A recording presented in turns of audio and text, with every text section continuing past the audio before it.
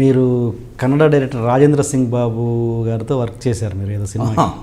మీరు దానికి అసోసియేటా కోడైరెక్టరా? మీరు కోడైరెక్టర్. బట్ ఆయనతో ఏదో చిన్న గొడవ అయిందంటే ఆయన ఉంటే నేను చేయను ఏంటి, ఎందుకు గొడవ అయింది? అది గొడవ అంటే ఆయనకి నాకేం గొడవ లేదు. బట్ ఆ సినిమాకి నేను 4వ కృష్ణుడిని. అంటే 4వ కృష్ణుడు అంటే మనకి పౌరాణిక నాటకాలు కనుక మనం చూసినట్టయితే ఫస్ట్ సీన్లో వచ్చే కృష్ణుడు 2వ సీన్లో రాడు. అచ్చా, కృష్ణుడు గెటప్పే కాబట్టి ఆడియన్స్ కృష్ణుడు 1, 2, 3, 4 కృష్ణులు కూడా వస్తూ ఉంటారు. అలా నేను ఆ సినిమాకి 4వ కృష్ణుడు, అంటే 4వ షెడ్యూల్కి 4వ కోడైరెక్టర్. అంటే ఒక్కో షెడ్యూల్కి ఒక్కో కోడైరెక్టర్ వెళ్ళిపోయాడు. అదే ఆ సినిమా ఏంటంటే దాని గురించి చెప్పాలంటే అది ప్రేమ యుద్ధం. అది తెలుగు కన్నడ సైమల్టేనియస్గా షార్ట్ చేసిన సినిమా. కన్నడ సినిమాకి ఆయనే ప్రొడ్యూసరు, తెలుగు సినిమాకి అనుపమ ఆర్ట్స్ అని పి సాంబశివరావు ఆయన ప్రొడ్యూసరు.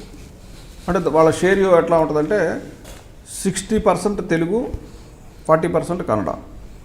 అంటే ఈ రేషియోలో ఆయన ప్రొడక్షన్ ఖర్చు అంతా వేసేవాళ్ళు. నేను ఒక షెడ్యూల్ జాయిన్ అయ్యాను, దాని తర్వాత ఇంకో షెడ్యూలు జరుగుతుంది. యాక్చువల్గా అదే సినిమాలో యుగపురుష అనే ఇంకో సినిమా రాజేంద్ర సింగ్ బాబు గారి ప్రొడక్షన్లో ఇంకో సినిమా జరుగుతుంది. దానిలో రవిచంద్రన్ హీరో, రాజేంద్ర సింగ్ బాబు గారి అసిస్టెంట్ దానికి డైరెక్టరు. సో ఇప్పుడు ఇక్కడ నాగార్జున, అమల తెలుగు ఆర్టిస్టులు అంతా వచ్చారు, వాళ్ళ హోటల్స్లో ఉన్నారు. రవిచంద్రన్ రాలా. రవిచంద్రన్ యుగపురుష సినిమాకి కన్నడకి మైసూర్ వెళ్ళాడు. అంటే ఇతని ప్రొడక్షనే కాబట్టి, ఈ డైరెక్టర్ ప్రొడక్షనే కాబట్టి దానికి పంపించాడు. రాజేంద్ర బాబు అతని పేరు, ఆ డైరెక్టర్ పేరు. ఈయన పేరు రాజేంద్ర సింగ్ బాబు. అయితే నేను ప్రొడ్యూసర్కి ఏం చెప్పానంటే, చూడండి సాంబశివరావు, మన హీరోయిన్ ఆల్రెడీ 3 days నుంచి వెయిటింగ్. 11 రోజులు 12 రోజులు మన షెడ్యూల్. దాంట్లో ఆల్రెడీ 2 రోజులు పోయినాయి. ఇంకో 2 రోజులు 3 రోజులు పోతే ఇలా డేట్లు అన్నీ పోయిన తర్వాత మళ్ళీ మనం నాగార్జున దగ్గరికి వెళ్ళి డేట్లు అడిగితే అది ఆయన వేరే ఎక్కడైనా డేట్లు కంప్లీట్ అయినప్పుడు మళ్ళీ మనకు డేట్లు అడ్జస్ట్ చేసేయడం చాలా ఇబ్బంది అవుద్ది. క్లియర్గా తెలుస్తుంది మనం డేట్లు వేస్ట్ చేస్తున్నామని. కాబట్టి ఓ పని చేయండి, తెలుగు సినిమా వరకు చేయమనండి, ఆ హీరో వచ్చేంత వరకు తెలుగు షూట్ చేసేమనండి. వాళ్ళు వచ్చిన తర్వాత కంటిన్యూస్గా సైమల్టేనియస్ షార్ట్ బై షార్ట్ చేసేవాళ్ళం. అంటే తెలుగు షాట్ ఒకటి తీస్తే తెలుగులో ఉన్న ఆర్టిస్టులు అంతా దాంట్లో వస్తే, మళ్ళీ కన్నడలో అదే షాట్ తీస్తే కామన్ ఆర్టిస్టులు ఉన్నారు కొంతమంది. అంటే ఇప్పుడు హీరోయిన్ రెండిట్లోనూ కామన్, అమల, భారతి రెండిట్లోనూ ఆవిడే మాధురం. సో అలా వాళ్ళతోటి కన్నడ షాట్ తీసేవాళ్ళు. ఇప్పుడు తెలుగు షాట్లు అన్నీ తీసేయమనండి. ఆ హీరో ఎప్పుడు వస్తే అప్పుడు 3 రోజులు మనం షూట్ చేస్తే 3 రోజుల తర్వాత జాయిన్ అయితే ఈ షెడ్యూల్ ప్యాకప్ చేసి తెలుగు వాళ్ళని పంపించేసి కన్నడకి 3 రోజులు యాక్షన్ చేద్దాం, అప్పుడు మీకు సేవ్ అవుద్ది ప్రొడక్షన్ అని నేను క్లియర్గా ఎక్స్ప్లెయిన్ చేసి చెప్పాను. చెప్తే ఈయన వెళ్ళి ఆయనకి చెప్పాడు. ఆయన సరే అన్నాడు. సరే నాగార్జున అమల గారిని పిలవమన్నారు. షూటింగ్కి వచ్చాము. ఆల్రెడీ తీసిన సీన్లో హీరోకు ఒక లెటర్ పంపించింది. అయిపోయింది. ఆ లెటర్ తాలూకు సారాంశం నెక్స్ట్ సీన్లో జరుగుతూ ఉంటుంది. ఇప్పుడు ఆయన ఏం చేస్తున్నా అంటే ఆ సీన్లో ఆ లెటర్ చదవడం అనే షాట్ తీస్తున్నాడు. ఓకే, మంచి అద్భుతమైన లైటింగ్ చేసి ఒక ఉయ్యాల, ఇలాంటి పడుకునే ఉయ్యాలు ఉంటే దాన్ని తీసి నేను ఆ కన్నడ కోడైరెక్టర్ని పిలిచి ఈ షాట్ ఏంటి అని అడిగా. మిడ్ షాట్ అన్నాడు. కాదు మళ్ళీ చెప్పు అన్నా. లాంగ్ మిడ్ షాట్ అన్నాడు. కాదు. మిడ్ లాంగ్ షాట్ అన్నాడు. కాదన్నా. మరి ఏమంటారు అన్నాడు. టీపీఎస్ అంటారన్నా. టీపీఎస్ అంటే ఏంటి అన్నాడు. టైం పాసింగ్ షాట్ అన్నా. ఇది సినిమాలో ఉంటే నువ్వు కొట్టు నన్ను, ఉండదు సినిమాలో. ఎందుకంటే ఇప్పటికే మన వాళ్ళంత లెంగ్త్ ఉంది. ఈ షాట్లన్నీ సినిమాలో ఉండవు. కేవలం మా హీరోతో సినిమా షూటింగ్ చేయాలి కాబట్టి ఈ షాట్లు తీస్తున్నారు. అంటే ఈ టీపీఎస్ అనేది బాగా పాపులర్ అయిపోయింది. ఏం రామ్నాథ్ ఏం షాట్ మాట్లా ఇద్రి అనేవాడు. నేను టీపీఎస్ రీ అనేవాడు. నన్ను ఇమిటేట్ చేస్తా అతను.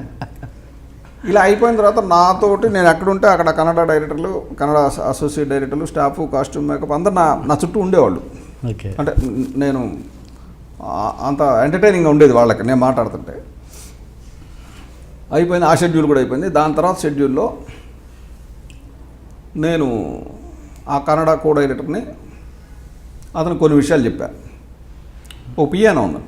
ఆ పియానో మైసూరు నుంచి అద్దెకు తెచ్చేవాళ్ళు.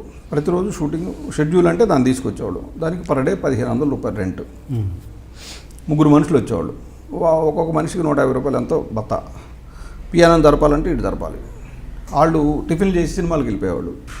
తెలుగు వాళ్ళ నలుగురు, అసిస్టెంట్ డైరెక్టర్లు, కన్నడ వాళ్ళు నలుగురు, మేము మోసుకునేవాళ్ళం దాన్ని అటో ఇటో. అయితే ఇప్పటికి 45 రోజులు షూటింగ్ అయింది రామనాథ్. దాన్ని 1500 కట్టాం వాడికి. ఇంకెన్ని రోజులతో ఇస్తామో తెలియదు మనకి. నేనైతే కోడైరెక్టర్గా ఏం చేస్తానంటే ఆ పియానో కొనిపిస్తా 1,00,000 రూపాయలకి. షూటింగ్ అంతా అయిపోయాక మన సినిమాకి బాగా పాపులర్ ప్రేమయుద్ధం పియానో అంటే ఇంకా ఎక్కువ రేటుకి అమ్మొచ్చు, లేదు సేమ్ కాస్ట్కి అమ్మొచ్చు, లేదు 75,000కి అమ్మొచ్చు, లేదు 50,000కే అమ్మొచ్చు. మన కాస్ట్ 50,000 పడుద్ది. ఇప్పుడు ఈ 45,000 వేస్ట్, ఇంకో 45,000 షూటింగ్ చేయాలి 45 రోజులు, ఇదంతా వేస్ట్ కదా మన కారణంగా అన్నా. ఇతను దాన్ని పర్సనల్గా ఫీల్ అయ్యాడు. ఓకే. కో-డైరెక్టర్ నెక్స్ట్ డే మీరు షార్ట్ తీస్తుంటే టీపీఎస్ అంటున్నాడండి, ఇలాంటివన్నీ అప్పుడు చెప్పాడు. ఓకే. ఓకే. ఆ తర్వాత ఆయన రాజేంద్ర సింగ్ బాబు గారు చెన్నై వచ్చారు. ఎడిటింగ్ జరుగుతుంది. ఎడిటింగ్ జరుగుతుంటే నేను వెళ్ళాను. డైరెక్టర్ ఎడిటింగ్ జరుగుతున్నప్పుడు ఎడిటరు డైరెక్టర్ ఉంటారు, పైన నేను కో-డైరెక్టర్. ఆ సీన్ పేపర్ నా దగ్గర ఉంటుంది. నేను చెప్తున్నా, సార్ ఈ సీన్ హాఫ్ వేలో ఓపెన్ చేద్దామంటే ఆ ముందు ఒక 70 feet తీసేసి ఇక్కడి నుంచి ఓపెన్ చేస్తే కరెక్ట్గా ఉంటుందంటే, అంతకుముందు మార్కింగ్ చేస్తున్నప్పుడు ఇలానే నాయసరా అది ఉంటే బాగుంటుంది అని ఇలా ఏదో డిస్కస్ చేసేవాడు ఆయన. పాపం చాలా మంచి మనిషి ఆయన. ఇలా పైకి కూడా చూడలేదు నా కళ్ళి అసలు. నేను 2-3 సార్లు చెప్పాను ఇలా చూడటం. కానీ ఎడిటరు గౌతమ్ రాజు గారు ఇలా చూశాడు కానీ మళ్ళీ దానికి రిప్లై లేదు. ఈలోపు ఒక మేనేజర్ వచ్చాడు, రవి అని. అతను నాకు బాగా క్లోజు. అరే అంటే అరే అనుకుంటాం. ఏంటరా నువ్వు ఎక్కడ ఉన్నావు అన్నాడు. ఏం మాట్లాడుతున్నావు, తమాషాగా ఉందా, డైరెక్టర్ మార్కింగ్ చేస్తుంటే ఎక్కడ ఉంటావు అన్నాడు. నన్ను బయటికి తీసుకెళ్ళి రాజేంద్ర సింగ్ బాబు గారు చెప్పాడు సాంబశివరావుతో నేను తీసేయమని, నీకు చెప్పలేదా అన్నాడు. అయ్యో నాకు తెలియదు ఈ విషయం అని నేను వెంటనే అక్కడి నుంచి కారు ఉంటే కారు తీసుకుని ఆఫీస్కి వెళ్ళా. ఆయన చాలా డల్గా ఉన్నాడు. ఏంటండి ఏం జరిగిందంటే, డైరెక్టర్ గురించి మీరు ఏమైనా కామెంట్ చేశారా అన్నాడు. కామెంట్ ప్రత్యేకంగా ఏం చేయలేదు, 3 షెడ్యూల్ నుంచి ఏదో టీపీఎస్ అట్లాంటి ఏదో అన్నాను, కానీ ఆయన ప్రత్యేకంగా కామెంట్ ఏం జరిగిందంటే, ఆయన నాగేశ్వరరావు అంటే నేను పని చేయను అని అంటున్నాడు. అంటే నేను అన్నాను, ఇమ్మీడియట్గా నన్ను తీసేశానని చెప్పండి, లేకపోతే మీకు ప్రమాదం జరుగుతుంది. ఎందుకంటే ఈగో దెబ్బతింటుంది ఫస్ట్. నేను సెట్లో కనపడితేనే ఆయనకి ఇబ్బందిగా ఉంటుంది. నేను 50 మంది జూనియర్ ఆర్టిస్టులు కావాలంటే 50 ఎందుకంటే 30 మంది సరిపోతారు ఇక్కడంటే 150 మంది చెప్పమంటాడు. నేను ఆఫీస్లో ఉంటా, మీకు కావాల్సిన సలహాలు అవి చెప్తా ఉంటా. అలా ప్లాన్ చేసుకుంటే బెటర్గా నన్ను తీసేశారని చెప్పారు. ఆ తర్వాత సినిమా అయిపోయింది. మేము క్షణక్షణం సినిమా జరుగుతూ ఉండగా ప్రసాద్ ల్యాబ్లో అలా పెద్ద బిల్డింగ్ ఇలా ఉంటుంది. నేను ఇటు నుంచి వెళ్తున్నాను, ఆయన ఇటు నుంచి వస్తున్నారు. కరెక్ట్గా ఆ కార్నర్లో నాకు ఎదురాడు. ఇది అసంకల్పిత ప్రతీకార చర్య అంటారు. చూడగానే నాకు ఆయన అంటే రెస్పెక్టే. సార్ నమస్తే సార్ అన్న. నాశనం బాగున్నావా అని అబద్ధమే చేసి లోపల తీసుకెళ్ళి కూర్చోబెట్టి అదే టీ పెట్టండి అని టీ ఇచ్చి మాట్లాడాడు. అంటే నేను ఆ క్షణానికి ఆయనతో మాట్లాడకుండా ఉండుంటే, అంటే ఆయన గుర్తుండదు ఇదంతా, నాకు గుర్తుంటుంది. అది గొడవ ఏం జరగల, బట్ నన్ను తీసేసేయమని ప్రొడ్యూసర్కి ఆర్డర్ చేశాను. శివ తర్వాత ఇమ్మీడియట్ సినిమా ఇది నాకు తెలిసి, ప్రేమయుద్ధం. ప్రేమయుద్ధం తర్వాత శివ. రావు గారి సినిమా జరుగుతుండగా రాము నా దగ్గర ఒక ప్రామిస్ తీసుకున్నాడు. నాగేశ్వరరావు నేను డైరెక్షన్ ట్రై చేస్తున్నాను, అనుపూర్ణ స్టూడియో, నాగార్జున ఓకే, వెంకట్ కూడా ఓకే, ఇంకొక సురేందర్నే కొంచెం పడగొట్టే ప్రయత్నం చేస్తున్నాను, ఇలాగే మాట్లాడాడు. రిలీజ్ గురించి మాట్లాడుతున్నాను. శివ రిలీజ్ అన్నది శివ తర్వాత ప్రేమయుద్ధం. రిలీజ్ అయింది లేటు, అదే అంటాను. రిలీజ్ అన్నది శివ తర్వాత, మీకు పబ్లిక్ తెలిసేటప్పుడు లేట్. అప్పటికి ఓహో అయితే శివ కంటే ముందే ప్రేమయుద్ధం స్టార్ట్. నేను చెప్పేది ఏంటంటే, రావు గారి టైంలో రాము నా దగ్గర ఆ మాట తీసుకొని నాకు కో-డైరెక్టర్గా పనిచేస్తావా, నేను కో-డైరెక్టర్గా రమ్మని నిన్ను అడిగితే మీరేమైనా ఫీల్ అవుతారా, వస్తారా ఓకే ఓకే అని ఇమ్మీడియట్గా గ్యాప్ లేకుండా డబ్బులు కూడా ఎక్కువ ఇప్పిస్తాను అన్నాడు. ఇమ్మీడియట్గా వస్తానని చెప్పా, గ్యాప్ లేకుండా. అదేంటి ఆలోచించుకోకుండా చెప్పారన్నాడు. 3 విషయాలు ఉన్నాయి రాము, ఈ 3 విషయాలు ఆలోచించేశాను ఒక 5 secondsలో. ఫస్ట్ది డబ్బులు ఎక్కువ ఇప్పిస్తాను, అది నాకు బాగా నచ్చింది.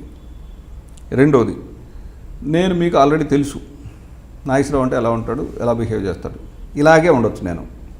ఇదే వేరే డైరెక్టర్ అనుకో, పెద్ద డైరెక్టర్, అతని దగ్గర ఇలా ఉండాలి, సార్ నమస్తే సార్ అది సార్, నీ దగ్గర అలా ఉండక్కర్లా, నేనుగా బిహేవ్ చేయొచ్చు, అది నాకు ఇష్టం ఈ రెండు.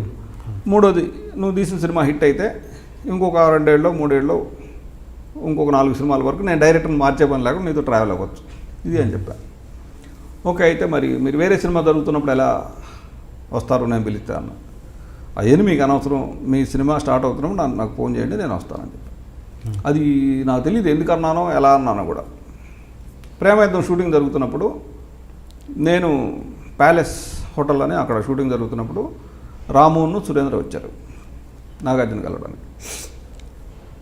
ఏ నాగేశ్వరరావు ఎక్కడున్నావు అన్నాడు సురేంద్ర గారు.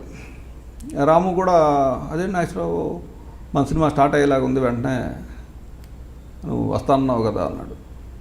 సినిమా స్టార్ట్ అయితే చెప్పండి వచ్చేస్తాను, నేను ఇక్కడ ఆల్రెడీ జాయిన్ అయింది 4వ కృష్ణుడుగా, ఇంకో కృష్ణుడు వస్తాడు ఇక్కడికి. పెద్ద ప్రాబ్లం ఏంటంటే కరెక్ట్గా ఈ షెడ్యూల్ అయిపోయిన తర్వాత రాజన్ సింగ్ బాబు గారు నన్ను తీసేయమన్నాడు.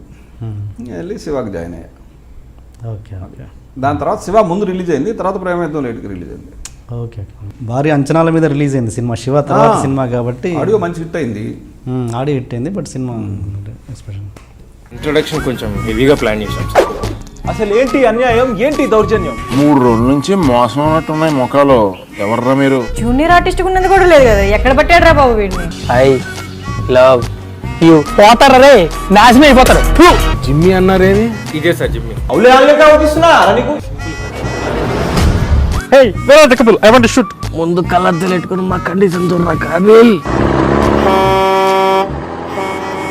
So please do subscribe to Lolo K please.